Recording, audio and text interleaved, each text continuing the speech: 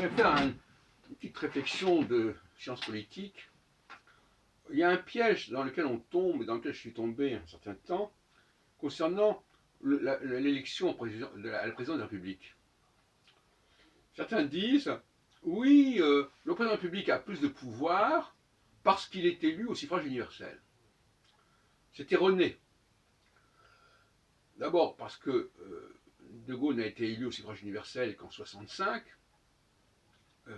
et qu'avant il y a eu des réformes qui ont été votées mais qui n'ont pas pu être appliquées parce que ce n'était pas encore la fin du premier mandat de 7 ans, mais surtout parce que dès le départ, dès 58-59, on avait renforcé les pouvoirs du président de la République, quelle que soit la façon dont il avait pu être élu.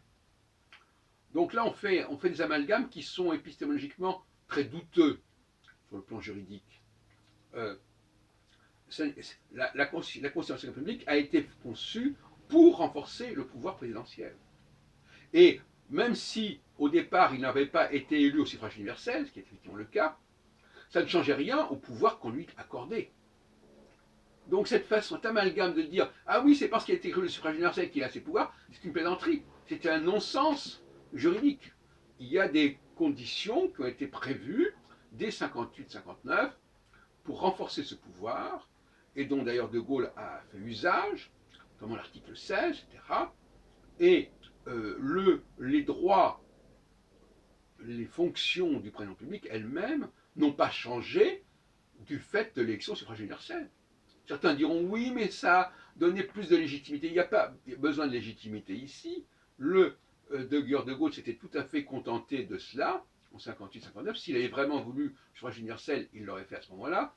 Les raisons pour lesquelles on est passé au suffrage universel sont des raisons finalement anecdotiques. Ça a été lié au fait qu'il y avait eu des attentats, etc. Enfin bref, ça n'a rien à voir avec la dimension purement constitutionnelle. Donc là, voyez-vous, c'est le genre de contre-vérité qui traîne comme cela. La Seconde République était tout à fait capable de conférer au président élu par les élus, par un collège de notables, ce qui n'est pas rien. Et par conséquent, ce qui était important, c'était les pouvoirs qui étaient dévolus au président. Maintenant qu'il ait été élu au suffrage universel, n'a pas modifié les pouvoirs du président. Donc là, voyez-vous, c'est une énormité que je voulais signaler et dénoncer, dont j'étais moi-même d'ailleurs coupable.